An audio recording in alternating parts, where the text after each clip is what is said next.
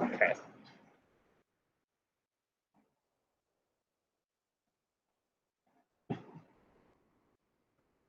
All right, let's jump into it. So again, you don't have to write anything down. Whatever you feel like, I didn't realize that, or I must have missed that day. That's the stuff that you should write down. And a lot of these things are going to come up in multiple slides. So I apologize if it feels like I'm moving quickly, but a lot of what you're going to see is going to appear in multiple places. Okay, so we know that all living organisms on Earth share some qualities, but of course, all living organisms are quite diverse. We know that coral, as in a coral reef, that's actually an animal. But of course, there's a big difference, a world of difference between us and coral, even though we're both in the animal kingdom. All living things share at least these four qualities. They're made up of a cell. We know there are some unicellular forms of life, or they're made up of many cells, like our bodies are made up of trillions of cells. All living things use nucleic acids to store genetic information. They make various proteins through this process of protein synthesis. And they are also all related by some distant ancestor. Okay. However, they all complete STERNGRR in unique ways. So STERNGRR was, again, an acronym that we introduced way back in Unit 0. So hopefully you all remember those 8 processes. And we're about to test that out to see what you all remember about them. So 2 minutes, we're going to match the STERNGRR process to its definition. We've got 8 processes, 8 definitions. Let's begin. 2 minutes. Let's see how fast you all can do it. Whoever can do it in the least tries will get a round of applause.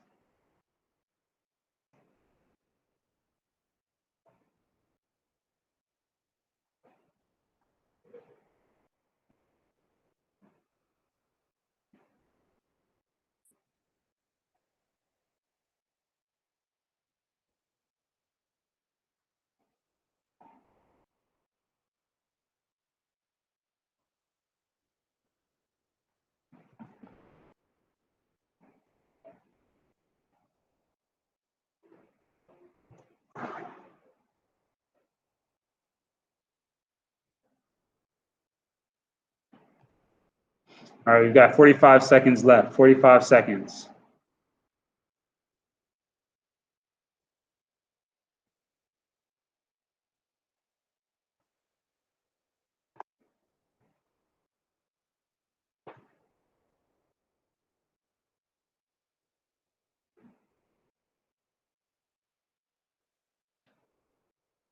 So if you're looking at it took you more tries, maybe more than 15 tries, you might want to write down some of these definitions. Okay, just so you're clear. But they will come up throughout the lesson. So just be ready to write some of them down. And we are done. Excellent job. So Sally did it in 8 tries. Abigail and Melissa did it in 8 tries. Okay, and then we had Janelle did it in 9. Araceli did it in 10. Dijon did it in 10. Excellent, excellent. Okay, so we should be familiar with these terms. If not, we're going to continue to familiarize ourselves with them again because it has been 3.5 months since we originally talked about them. But they really do serve as a strong foundation for us to talk about everything else that has come up throughout this semester. And that's what I'm going to try to do today. I'm going to try to relate everything we've talked about for the last 4 months to this concept of STERNGRR, these 8 essential life processes. So the first one, we're going to go step by step. The first one we will talk about is synthesis. And again, you're going to see this definition appear in a couple of different places. So I apologize if it feels like I'm moving a little bit too fast. Just be patient and you'll see it again. Synthesis is the use of small things to make bigger things. The use of small things to make bigger things. That's the most simple way I can put it.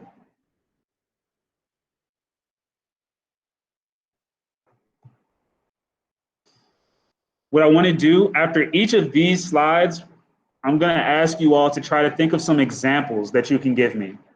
Examples that we've talked about in class. So here we've got a collaborate board. I want you to tell me, what are some examples of small things being used to build larger things that you can recall, things that we've talked about in class? What are some examples of small things being used to build larger things? Maybe a specific process or the name of a specific monomer that you can think of. But what are some examples?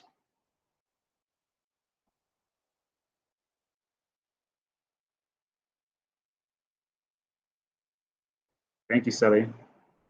Two excellent examples, photosynthesis and protein synthesis. Good. Cells, that's a good example, Ashley. We've got organelles that then come together to make up larger cells. That's a great example. Thank you.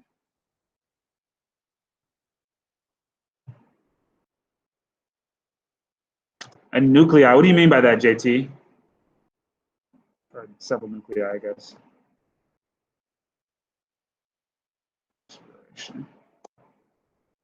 Respiration is a great example. What else?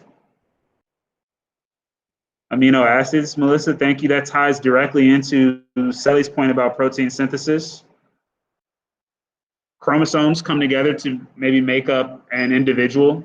Human beings have 46 chromosomes in each of our somatic cells. Monosaccharides, that ties directly again into Sally's other point about carbs. Thank you for that, Josue. Abigail saying photosynthesis. Good. All right, so in the interest of time, I'm going to move on, but we've got some strong examples here.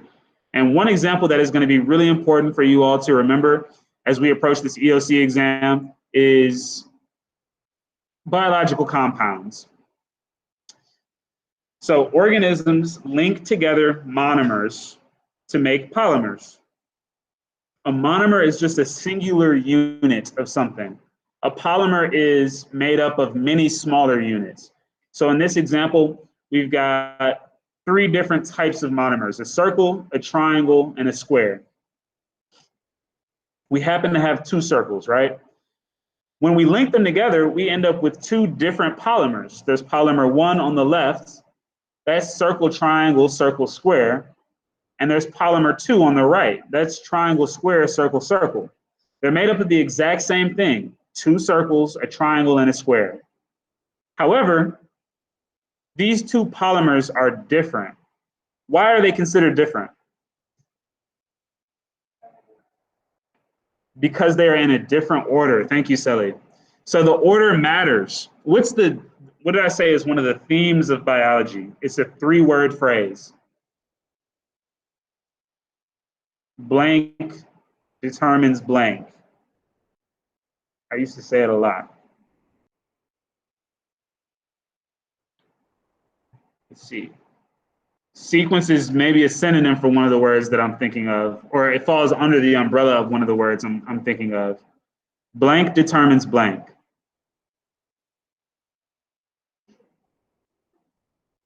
You switched it, but yeah, those are the right words. Good, thank you, Janelle. So structure determines function, and in this case, sequence is the structure that we're talking about. So on the left, polymer 1, we've got the sequence circle, triangle, circle, square. On the right, polymer 2, we've got the sequence triangle, square, circle, circle. Those are 2 different things.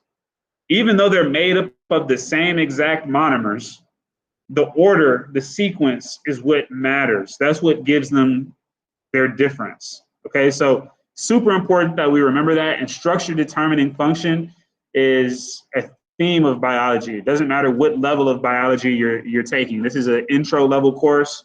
Some of you may go on to take AP. Some of you might study this in college.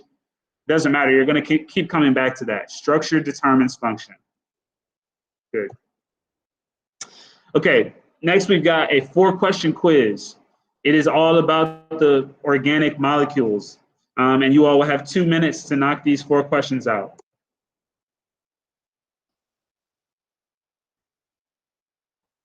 And thank you, Abigail. I didn't see that you had thrown that into the chat. I appreciate it. Excellent job.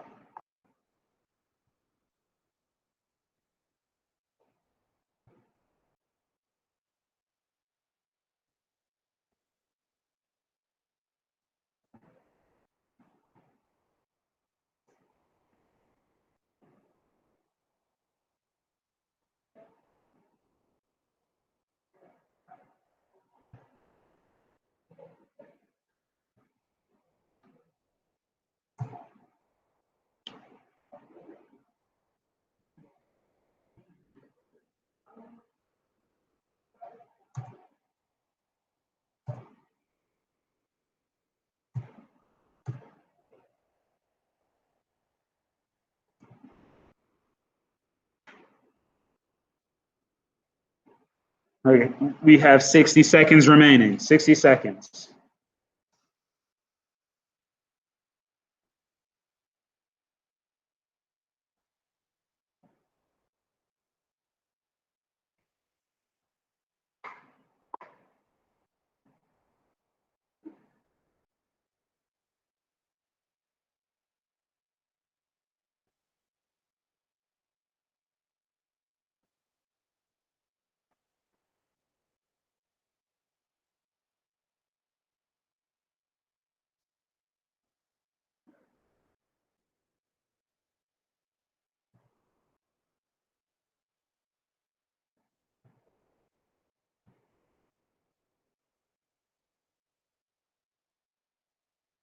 Ten seconds remaining. 10 seconds.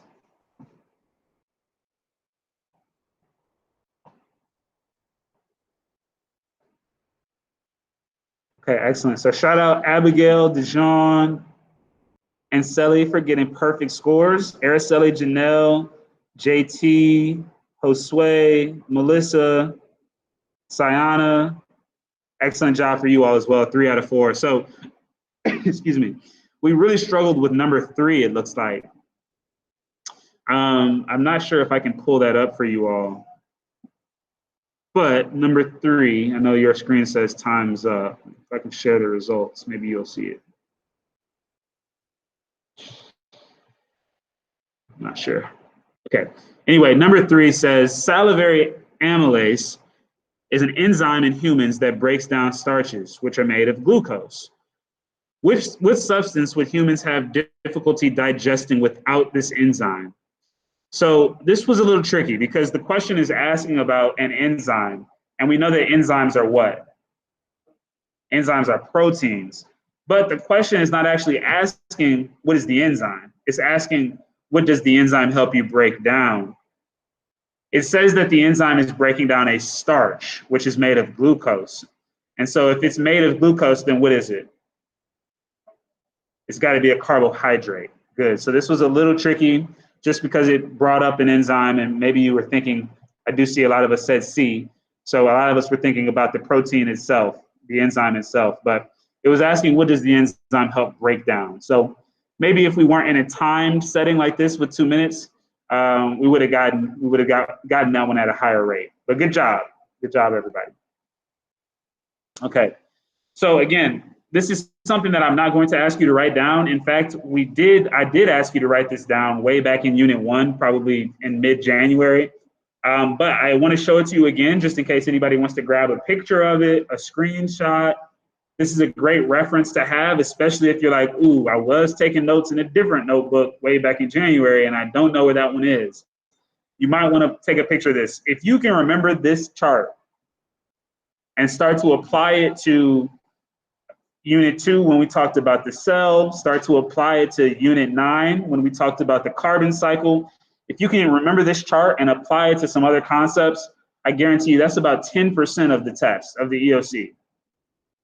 If you can remember the examples, the monomers, if you can remember which organelles are involved in these biological compounds. That's 10% of the exam right there. All right, so this is an important chart to have access to as you continue studying. So I'm going to leave it up for about 5 more seconds for folks to take screenshots, pictures, whatever they need to do.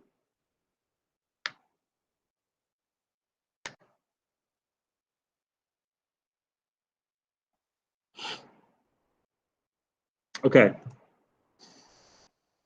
The next process in STERNGRR is the T, transport. Transport is the internal movement of substances. The internal movement of substances. Again, we can try to relate this to a lot of different concepts that we've talked about over the last 4 months. So again, that definition is going to appear on the next slide as well as a couple slides from now. So I'm going to go ahead and move on. I want some examples of transport now. What are some examples of the internal movement of substances that you can recall? Things that we've talked about over these last 4 months.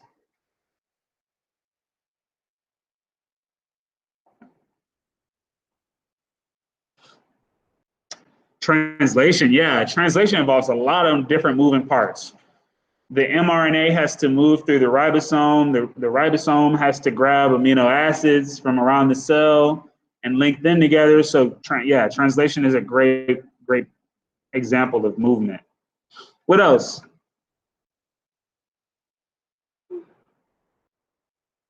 Good, thank you, Abigail. Yeah, we did talk about the ability of red blood cells to carry oxygen. There's a very specific protein that allows them to do that. Does anybody remember what that protein is? What's the protein in our red blood cells that allows us to carry oxygen?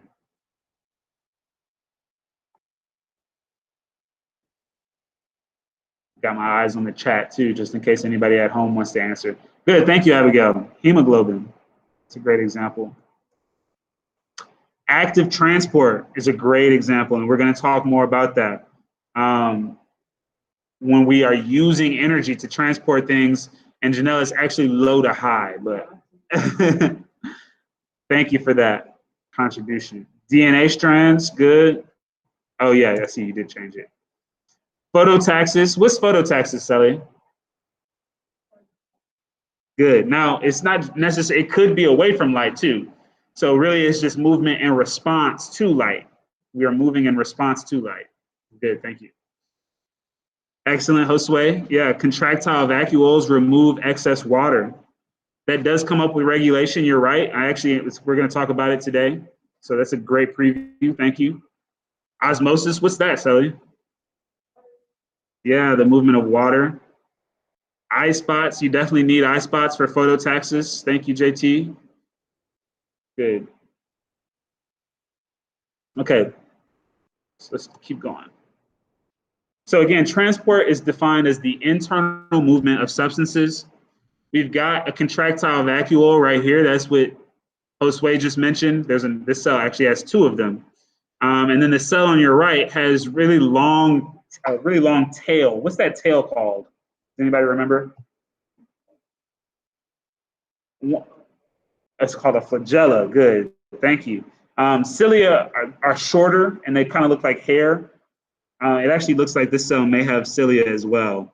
But the longer structures are called a flagella. So organisms not only need to be able to move themselves, but they also need to be able to communicate with other cells. And they use hormones to do that. All right. So again, another 4-question quiz, 2 minutes. This one is specifically about those cellular adaptations. I think JT mentioned an eye spot. Josue mentioned the contractile vacuole. We just saw flagella.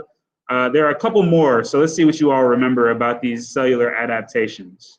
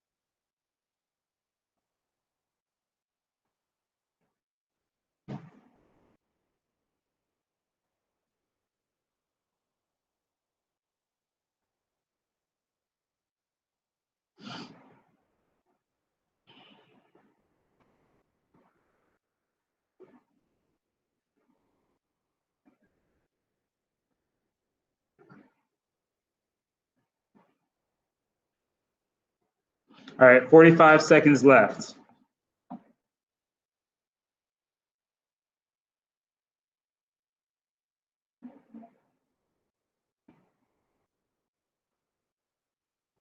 Thirty seconds left.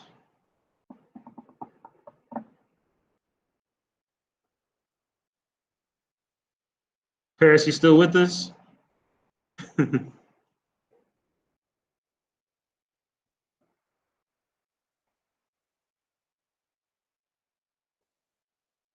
10 seconds, 10 seconds.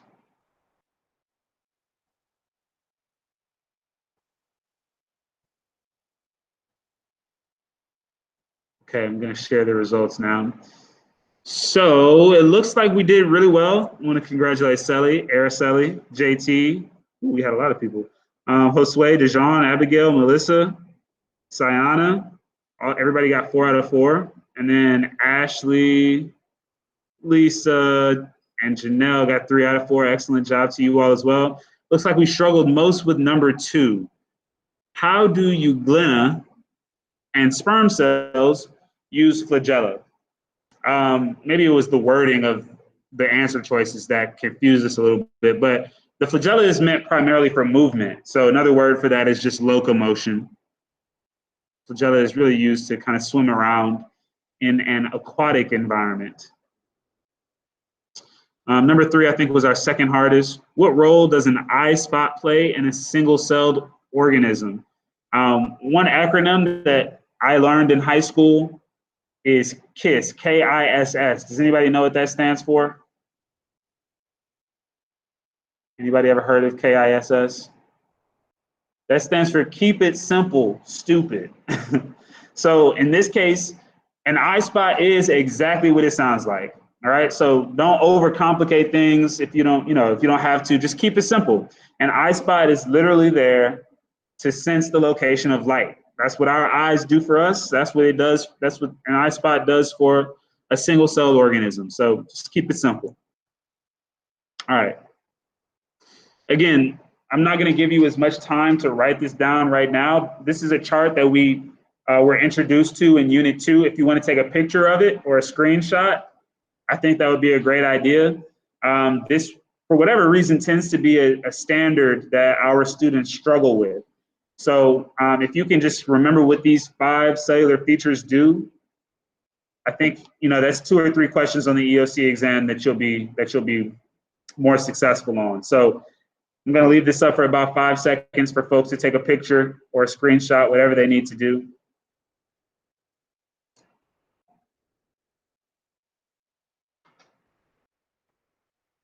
Okay.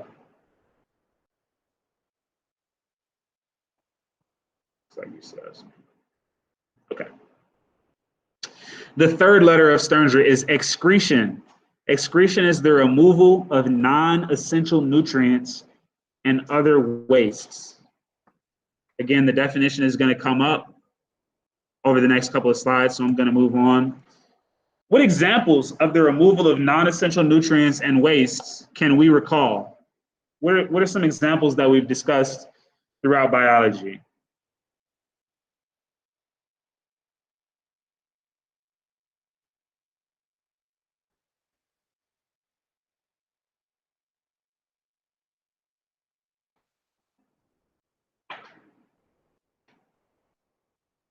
What do you mean by that, Lisa?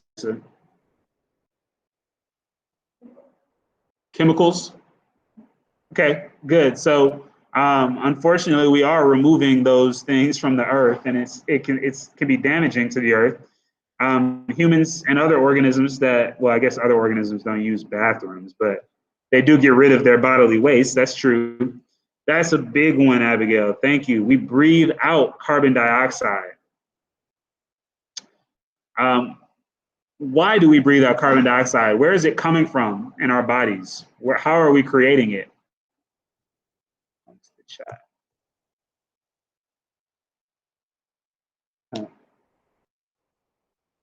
What process is creating carbon dioxide inside of our bodies?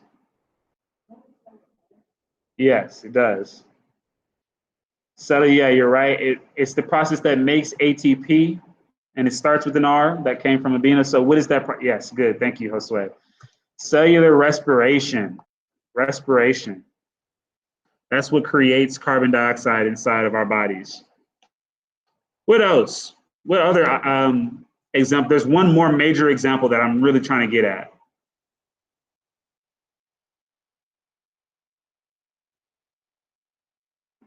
It's kind of the idea that, let's say, one man's trash is another man's treasure. That's kind of how I think about it. What's the trash from an autotroph is our treasure, the treasure that we need. Good. The oxygen, and what process do autotrophs do to create oxygen? Photosynthesis. Excellent, excellent. Thank you. So photosynthesis creates oxygen as a waste product. And this is a great chart to demonstrate that. Chloroplasts are a great image. Chloroplasts do photosynthesis. That allows them to produce glucose, but as a byproduct, they also produce oxygen. And so everything that's green that you can see outside is producing oxygen because they have to make their own food. They also then use some of that oxygen to do their own aerobic respiration, but it's that oxygen that also allows every other life form to exist.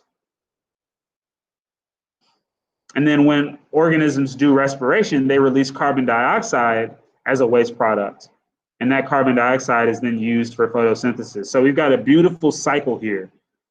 The cycle has been thrown off because of human activities, which we'll talk more about as we continue to review. But using this information, I want you all to put your thinking cap on. I'm going to give you 90 seconds to answer this question. You may remember that forests are referred to as carbon sinks.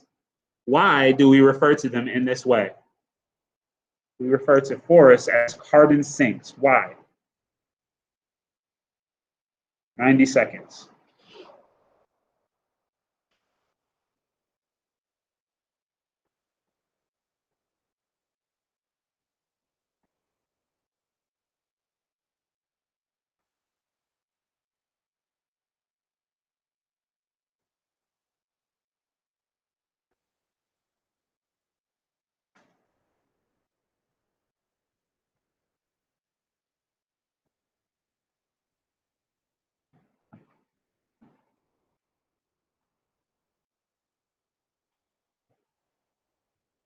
I've got an answer from Abigail and from Sally.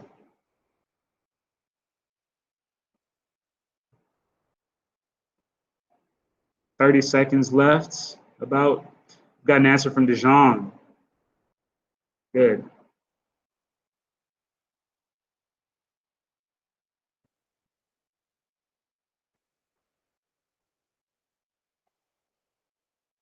And Paris, good. 15 seconds.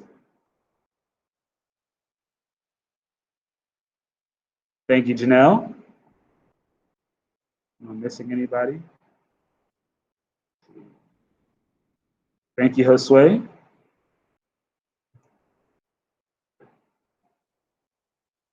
Wonderful answer. Okay, I'm going to share Josue's answer. I liked everybody's answer, and some of you kept it simple. Paris and Janelle, loved your answers as well, but I think this breaks it down from start to finish. Josue says the reason why is because carbon is an element that can be in plants through cellular respiration. A form of carbon is carbon dioxide, usually found in the atmosphere, but it is also used by plants, such as trees, to perform photosynthesis. That's wonderful. So carbon exists as carbon dioxide in the atmosphere. It's one of the more abundant gases inside of Earth's atmosphere. Plants use that carbon dioxide. And, you know, we can think of forests as these areas of trees, and I think Sully got at that pretty well also. Yeah, forests are places where, why is it not sharing? Okay, forests are places where there are a lot of plants. Plants need that carbon dioxide to produce not only oxygen, but also glucose. Good. So they're taking a lot of that carbon dioxide. That's why we refer to it as a sink. Cool. Okay, R. The R in STERNGRR is the maintenance of an internal balance. The maintenance of an internal balance.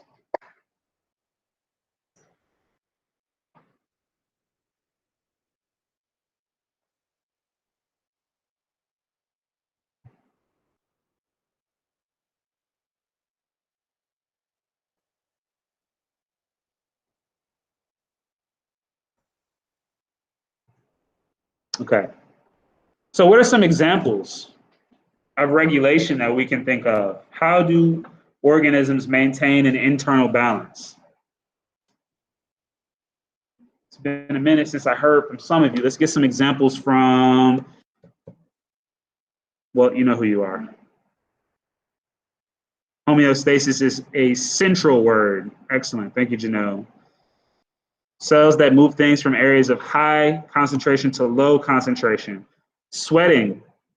Sweating is how most organisms, most animal organisms maintain their body temperatures. Good, thank you, JT. Contractile vacuoles are definitely a big part of maintaining an internal balance. You take in too much water, that's not a good thing. So the cells have to have some way of getting rid of excess water. Thank you, Josue. Shivering is basically the opposite of sweating. Your body gets too cold, so it starts to shiver so that your muscles produce heat.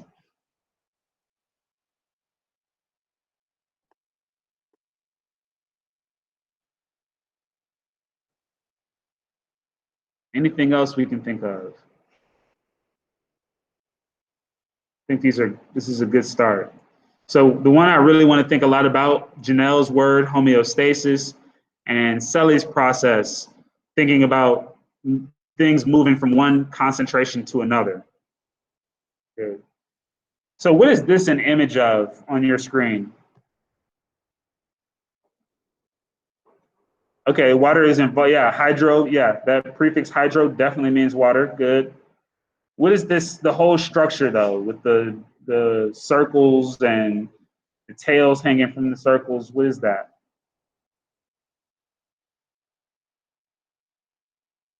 I've got my eyes on the chat. If anybody at home wants to try to answer.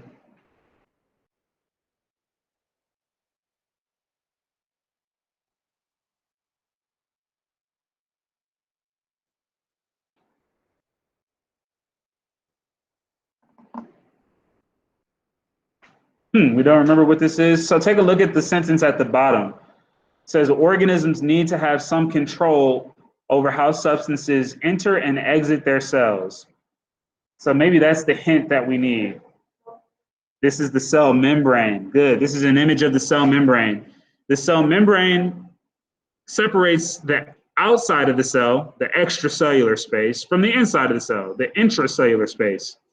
And it's made up of this bilayer, a phospholipid bilayer.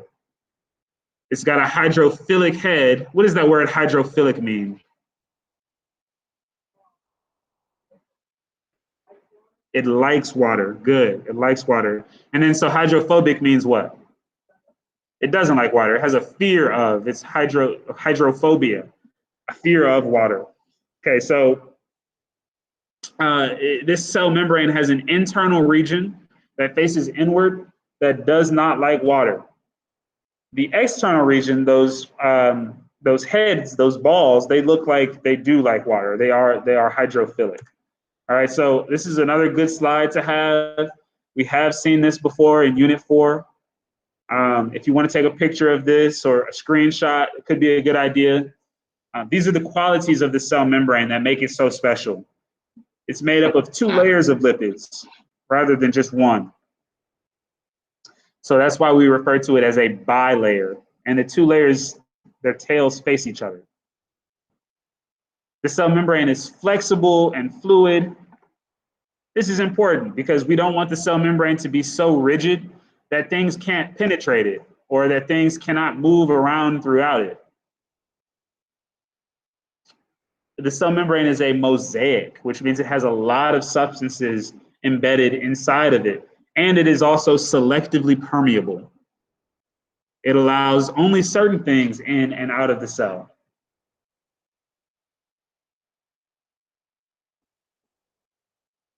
Okay.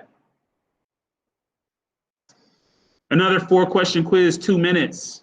2 minutes. This one is about active transport and Janelle's word, homeostasis. 2 minutes. Don't fall off. Don't fall off, guys. We've got 8 minutes left. Give me your best effort over these next 8 minutes. Let's get this quiz answered.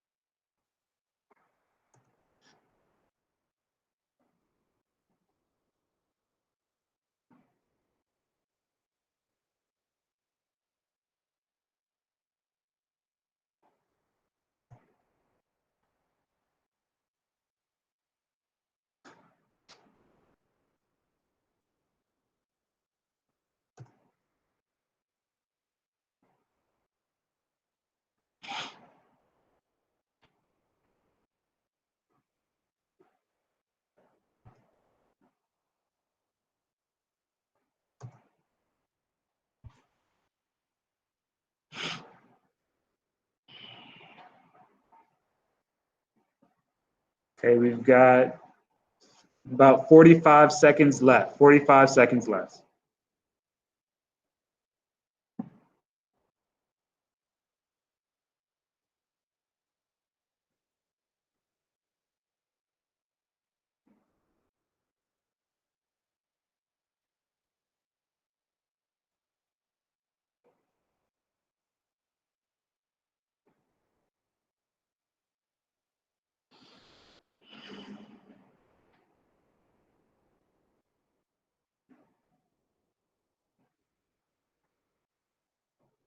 Ten seconds. I'm going to congratulate Sally and Araceli and Janelle, Abigail. Those people got 4 out of 4. Tayshawn, excellent job, 3 out of 4. Josue, good job. Okay, it looks like we struggled a little bit with the last 2 questions. So let's take a look at those quickly. Number 3, which of these genetic disorders will most likely inhibit active transport across cellular membranes? So I kind of tried to work up. I started with a simple question. This process uses ATP. That's active transport. And we know that ATP, well, you should be able to make the connection that ATP gets made in the mitochondria. So if your cell's mitochondria are damaged or not functioning properly because of some disease, you're not getting as much ATP as your cells need. And if you're not getting ATP, you're probably not able to do active transport because it requires ATP. All right, so that was kind of a layered question. You had to kind of connect the dots. Mitochondria make ATP. ATP is needed for active transport. Number 4, which is a property of facilitated diffusion? Facilitated diffusion is when something kind of just goes through a protein channel through the cell membrane. That protein channel is always going to be there. It doesn't really discriminate what can go in and go out. As long as the thing can fit through the channel, it's good to go, and it can come and go as it pleases. All right, so in the same location in the cell membrane, it's going to let certain substances in and out. That was the tough one, I think, but we did well. We did well. Good job, folks. Okay, so just again, as another reminder, passive transport. No energy is needed for this type of transport. It's just like rolling a bowling ball down a hill. We're going from a high concentration to a low concentration. No energy is needed to do that. The opposite is active transport. Active transport requires ATP to transport things against their gradient, which means from a low to a high concentration. You need energy to do that, just like rolling a ball up a hill. It requires energy. All right. So another question, this one is open-ended, 1 minute. Antonio placed a saltwater plant in a container of distilled water. what will happen to the plant cells over time? So I want you all to tell me what happens to the plant cells over time. It's a saltwater plant, and Antonio places it in distilled water. So what's going to happen to those plant cells?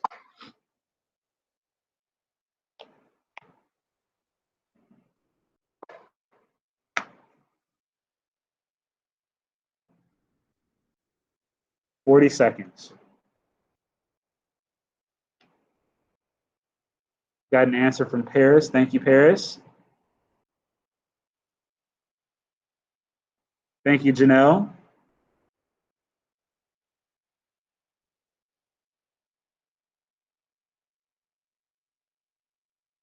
Thank you, Araceli.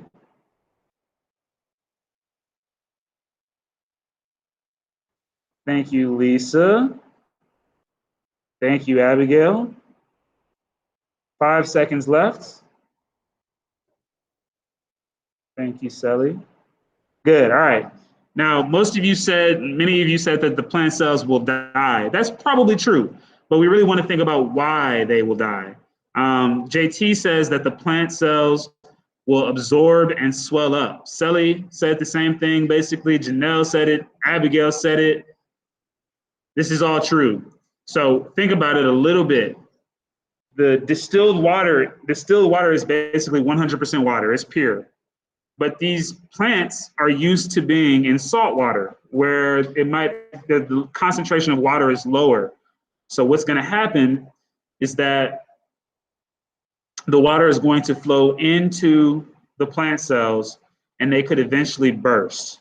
The cells will start to swell up. They could eventually burst and die because they're taking in so much water. Okay, so that was a good one. So we got about halfway through today. Hopefully we can knock out the rest. I think tomorrow will be shorter, and obviously tomorrow is a virtual day. So we'll start here with nutrition tomorrow. Good job, good job.